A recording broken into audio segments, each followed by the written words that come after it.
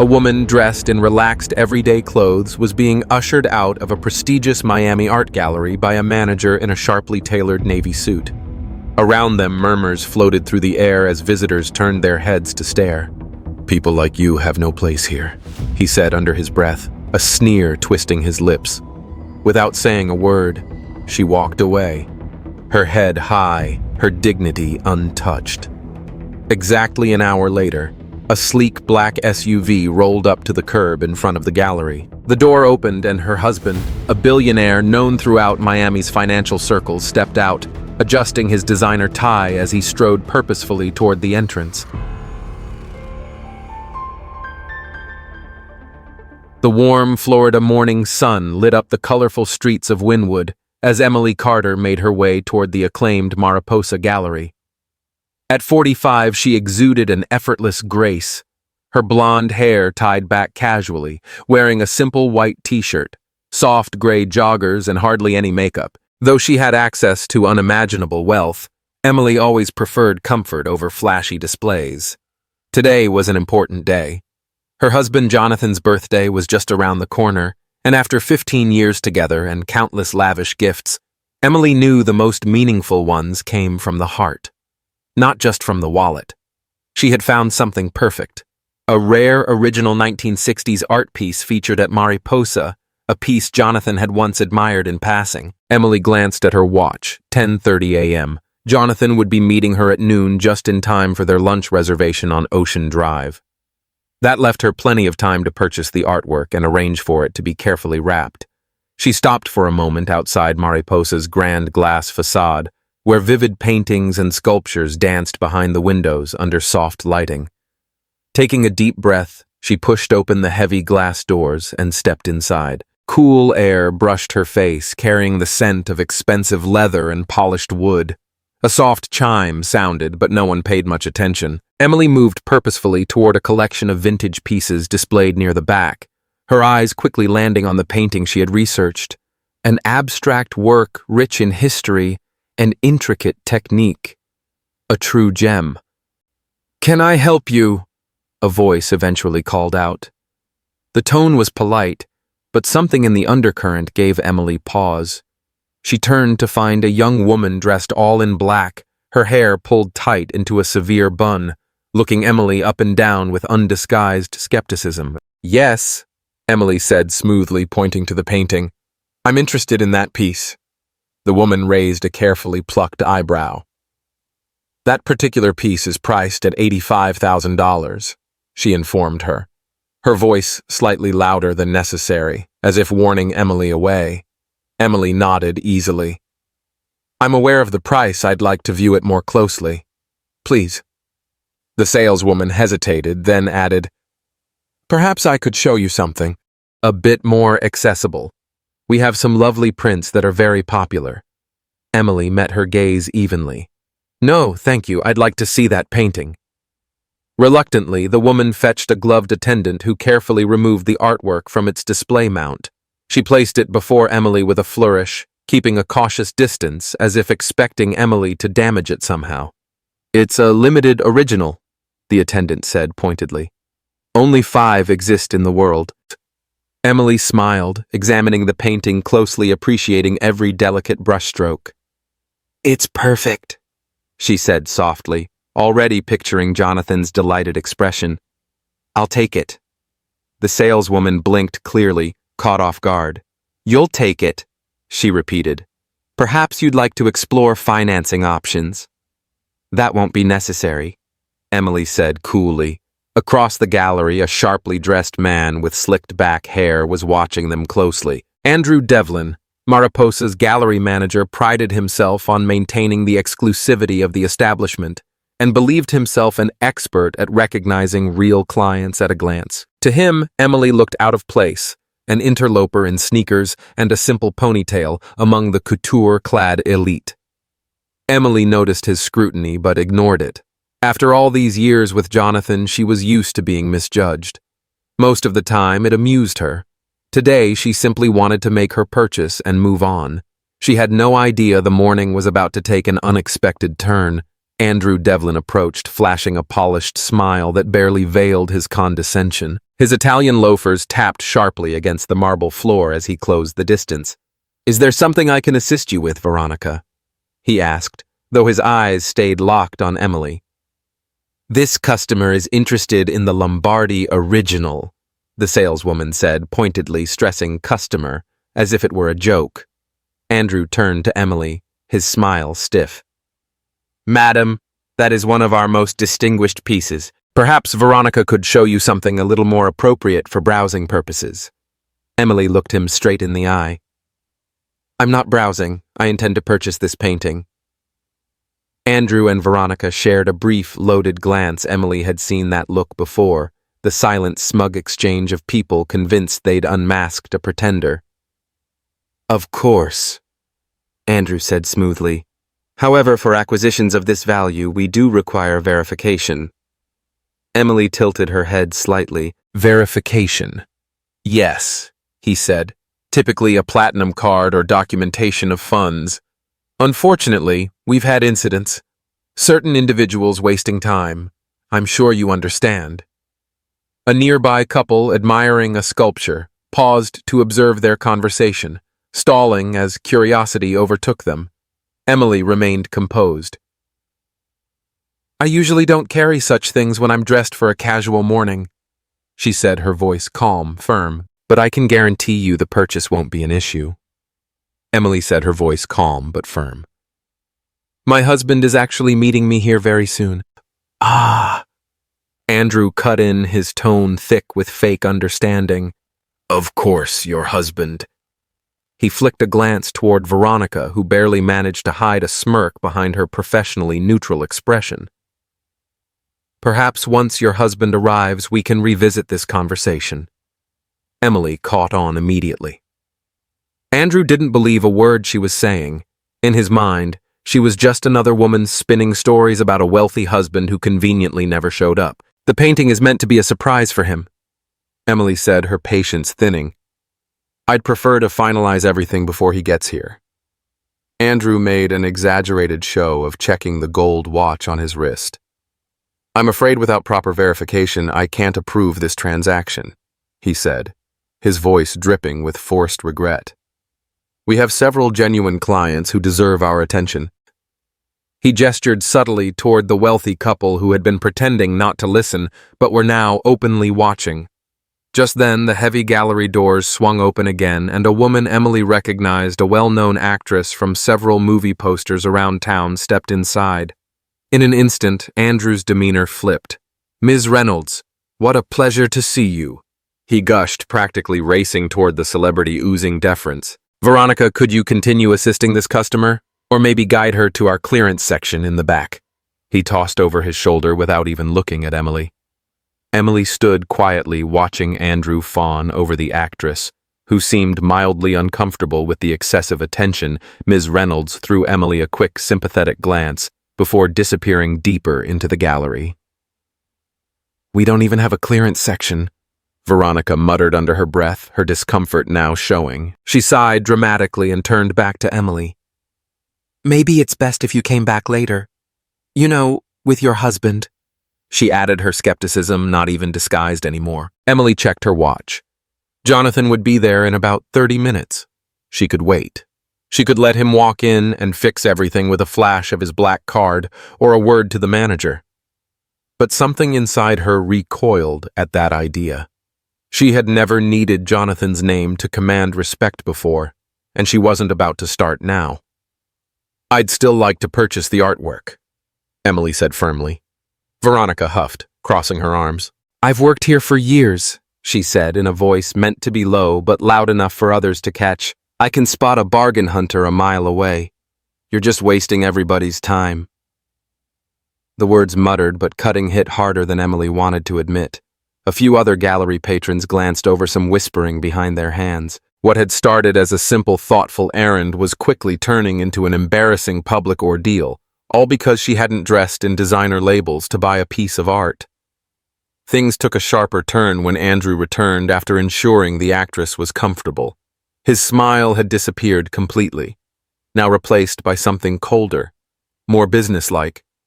"Madam," he said tightly, lowering his voice but sharpening the edge of it, We have been more than accommodating.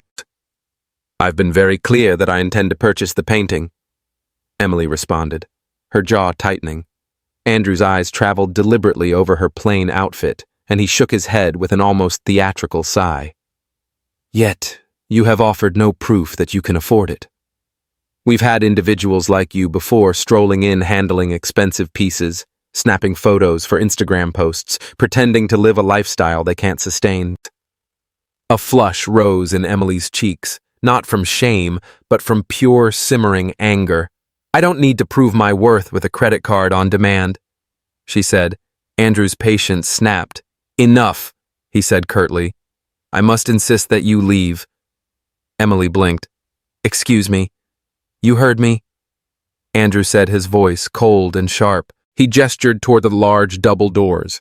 Either provide verification of funds immediately, or leave Mariposa Gallery. We cater to a specific clientele. You're disrupting the environment. The soft hum of conversation in the gallery had gone silent. Eyes pressed on Emily from every direction. A woman standing near a sculpture whispered to her friend, and both shot Emily judgmental looks. This is absurd, Emily said steadily, refusing to wilt under the scrutiny. I am a paying customer. No, Andrew said with a humorless smile. You're not. You haven't paid for anything. And frankly, I doubt you can. He took a step closer, invading her personal space in a way that was both intimidating and dismissive. I won't ask again, he said under his breath. Leave voluntarily, or I will have security escort you out. Emily realized with a painful clarity that arguing would only worsen the spectacle. With a tight breath, she stepped back from the counter. The way you've treated me today, she said quietly, but with a strength that turned a few heads, says far more about you than it does about me. Andrew's mouth twisted into a thin smile. He reached out and lightly touched her elbow, guiding her toward the exit. People like you don't belong here, he murmured low enough that only she could hear. Maybe try the department stores downtown. When they reached the door, he let go of her arm with a slight push, not enough to be called an assault, but enough to humiliate. The glass doors swung shut behind her with a hollow thud, leaving Emily blinking under the brilliant Miami sun. Inside the gallery, she could see Andrew returning to Veronica, cracking a joke that made several staff members snicker openly while looking her way. Emily stood still for a moment, letting the warm breeze brush over her, pushing down the rising wave of humiliation. She wasn't unfamiliar with snobbery after all these years in Jonathan's world, but she hadn't felt it sting like this in a long time. She glanced at her watch, 11:40 a.m. Jonathan would arrive in 20 minutes. For a second, she considered just waiting, letting him walk into the gallery, demanding explanations, watching their smug faces fall. Jonathan had a reputation across Miami's business world for being calm until crossed, and when he was crossed, no one forgot it. Are you all right? A voice asked softly. Emily turned to find Miss Reynolds, the actress standing nearby, a small shopping bag in hand, her driver waiting discreetly a few feet away. I saw what happened inside. The actress said, her expression one of genuine sympathy. It was disgusting. Emily managed a small, grateful smile. Thank you, she said. I'm fine. Just a little shocked at how fast people judge you based on how you look. The actress nodded. People like that, they reveal themselves sooner or later. With a kind smile, she squeezed Emily's hand briefly before her driver ushered her into the waiting car. Emily decided not to linger awkwardly outside the Mariposa Gallery like a scolded schoolgirl. Instead, she turned and walked slowly down the colorful Miami street, trying to shake off the sting of what had just happened. She wasn't about to give Andrew or any of the sneering staff inside the satisfaction of seeing her rattled. Meanwhile, Jonathan Carter was wrapping up a morning that had been brutal even by billionaire standards. 3 intense investment meetings, back-to-back a conference call with partners in London and Dubai, and a series of urgent messages from his executive team had left him drained. Still, the thought of seeing Emily soon sharing a quiet lunch tucked away from the chaos kept him focused. These small windows of peace with her were rare treasures in his relentless schedule. At exactly 11:45 a.m., his black SUV slid smoothly to a stop outside Mariposa. Jonathan adjusted his navy blue tie in the window's reflection, brushing a speck of dust from the lapel of his immaculately tailored suit. At 48, the slight gray streaks at his temples only added to the sharp authority he carried effortlessly. "Wait here, James," Jonathan said to his driver. "This won't take long." He stepped onto the sunlit sidewalk, scanning for Emily. Not seeing her immediately, he figured she was still browsing inside, maybe caught up, finding something perfect. He smiled slightly at the thought. Emily had a knack for choosing simple, thoughtful gifts that somehow meant more than anything money could buy. As he reached for the door, a woman walking by hesitated, then approached him cautiously. "Excuse me, are you Jonathan Carter?" she asked. Jonathan paused, instantly, guarded. Recognition in public usually meant reporters or overeager investors. "I am," he answered carefully. "I just thought you should know," the woman said, glancing nervously at the gallery. "Your wife, she was just treated horribly inside. They kicked her out. It was awful. She walked that way," she added, gesturing down the sidewalk. Jonathan's face darkened, the easy calm slipping from his expression. "Thank you for telling me," he said, his voice tight with controlled anger. The woman nodded sympathetically and continued on her way. Jonathan pulled out his phone, about to call Emily, but stopped himself. Instead, he fired off a quick text to his assistant. "Reschedule my 2 p.m. meeting. Something's come up." The response was immediate. "Done. Everything okay?" "It will be," Jonathan replied, sliding his phone back into his pocket. Through the gallery's large windows, he took in the sleek, gleaming interior, watching the staff inside. The manager, easy to spot by his puffed-up demeanor, was chatting animatedly with 2 saleswomen. Their shared laughter and smirks told Jonathan more than they realized. He stood there for a moment, letting his mind work. Jonathan Carter hadn't built an empire by making rash moves. He played every situation like a chess grandmaster, thinking 3 steps ahead, weighing every consequence. From the corner of his eye, he caught movement. Emily walking slowly back toward him. Her posture was proud, but he recognized the tightness around her mouth, the slight tension in her shoulders.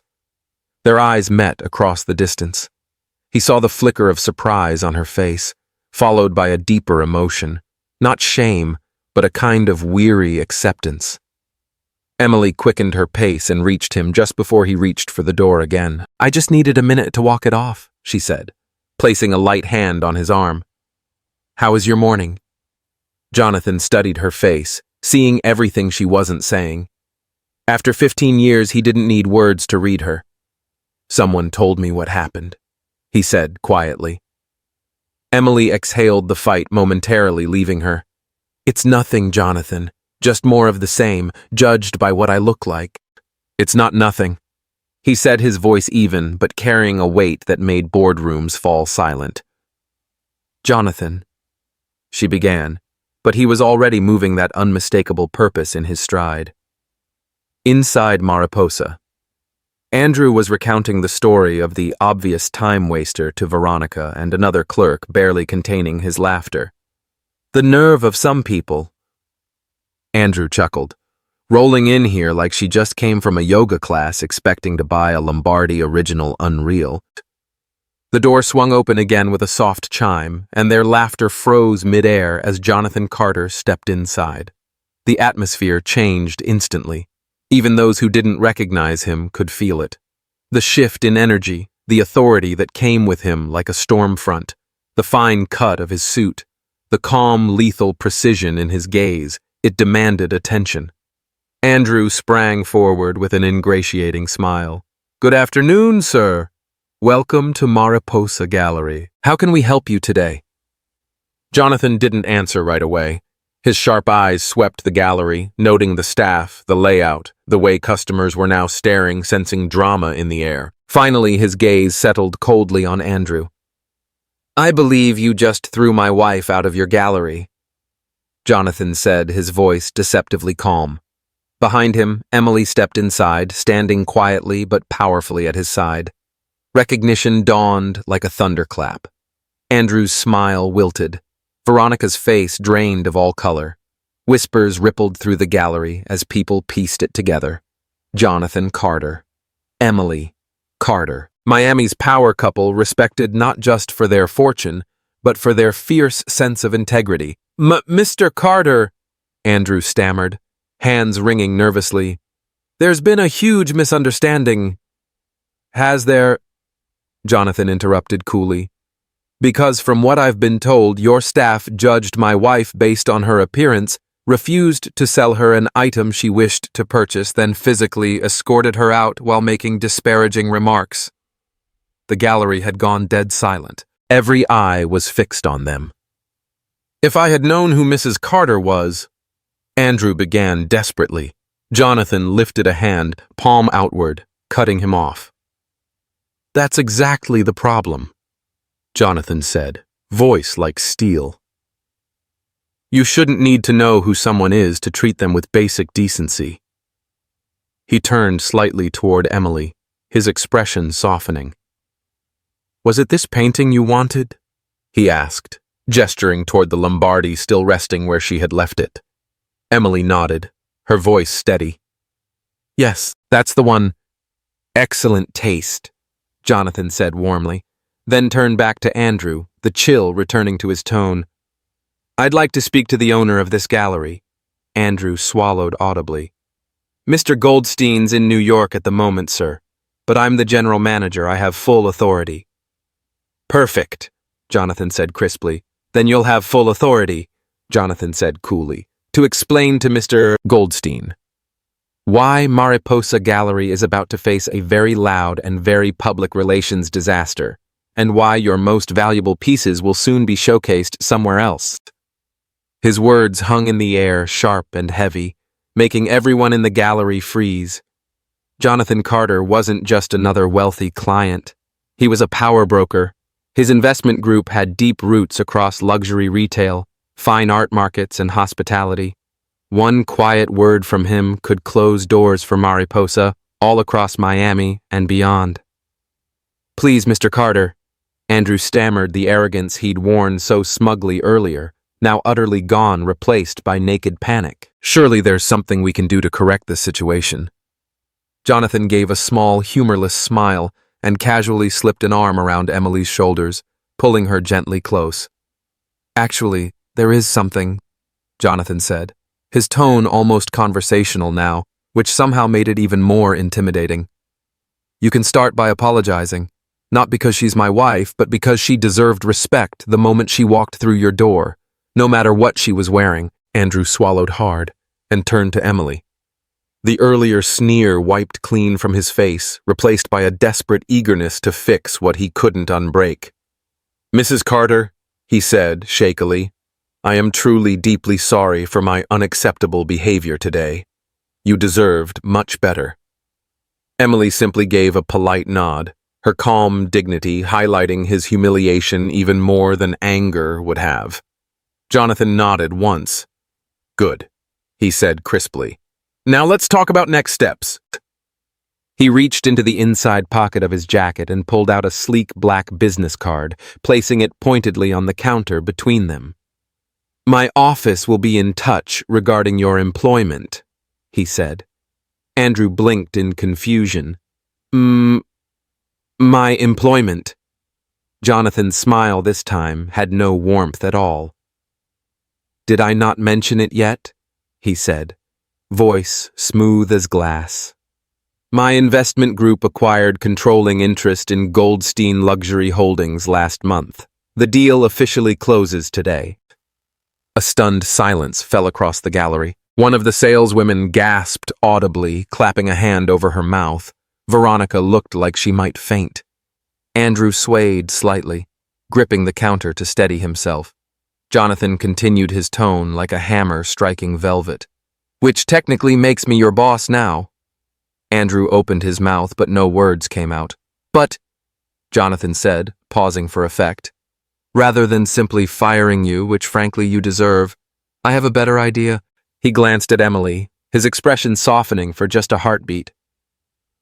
Mariposa Gallery will be launching a new initiative next month. He said, a mandatory program for all staff sensitivity and bias training focused on treating every customer with dignity regardless of their appearance. Emily raised an eyebrow, but played along, sensing the deeper message Jonathan was delivering. This wasn't just about punishment, it was about fixing a deeper rot. And my wife, Jonathan added smoothly, has graciously agreed to oversee the development of the training program. Emily hadn't technically agreed to anything yet, but she gave a small nod, understanding. Some fights were worth stepping into. As for you, Jonathan continued, turning back to Andrew, you have two options. Participate fully or hand me your resignation by the end of today. Andrew looked between Jonathan and Emily, humiliated, desperate to salvage whatever dignity he had left. I would appreciate the opportunity to learn and improve, sir, he croaked out. Jonathan checked his Rolex. Excellent training begins next Monday. In the meantime, he added, his voice returning to that smooth but cutting tone, if you would kindly complete the original purchase my wife intended to make, we have a lunch reservation to keep. With hands visibly shaking, Andrew retrieved the vintage artwork Emily had chosen, the very same piece she had been mocked for admiring earlier. He wrapped it carefully, double-checking every step, sweat beating at his temple. The store's earlier air of snobbery was completely gone, replaced by mortified silence. When Jonathan and Emily stepped out of Mariposa, the whole gallery seemed to exhale. Whispered conversations immediately erupted behind them, and the rumor mill would churn the story through every luxury circle in Miami by dinner. A brutal reminder. Judge people by their appearance at your own peril. At their favorite restaurant down by the water, Emily and Jonathan finally settled into a quiet booth. Their server, unaware of the storm they had just weathered, handed them menus with a bright smile. Emily smiled softly across the table. Was all of that really necessary? She asked, a teasing lilt to her voice. Jonathan reached out, taking her hand in his. Absolutely, he said without hesitation. Not because you're my wife, but because nobody deserves to be treated like that.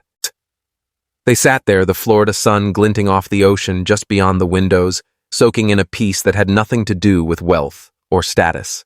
Because at the end of the day, the most priceless things, dignity, kindness, true character, were never found in a display case or stamped with a price tag. If this story touched your heart, don't forget to subscribe to our channel for more powerful moments of justice and human connection. We'd love to know where you're tuning in from, so drop a comment below. And remember, in a world quick to judge, your kindness could be the exception someone needs today. The most valuable thing you can ever possess is a compassionate spirit, something no boutique, no matter how exclusive, could ever sell. Until next time, keep believing in the quiet power of dignity. This story left a deep impression on me, not just because of the satisfying twist, but because of the quiet strength Emily showed throughout her journey. Her experience at the Mariposa Gallery was humiliating and unfair, yet she never lost her dignity. She didn't lash out or cause a scene. She stood firm, choosing self-respect over anger. That kind of inner strength is rare and incredibly powerful. What struck me most was how Emily didn't rely on her husband's influence until absolutely necessary. Even though she was married to one of the most powerful men in Miami, she tried to handle the situation on her own. It would have been easy for her to flash a name or a black card to demand respect, but she didn't. She believed in being treated decently as a human being, not because of her status, but because everyone deserves that basic courtesy. Jonathan's reaction was just as powerful in a different way. He didn't storm into the gallery in rage. He handled it with controlled strategic authority. Together they showed that true strength isn't about shouting the loudest or throwing around power. It's about standing up quietly but firmly for what's right. The deeper message here is timeless.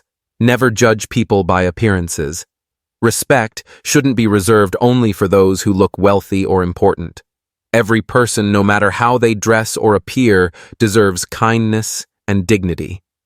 In a world that often moves too fast and judges too quickly, Emily's story is a powerful reminder that true value lies not in what we wear or own, but in how we treat one another. And sometimes the greatest victories come not through revenge, but through grace.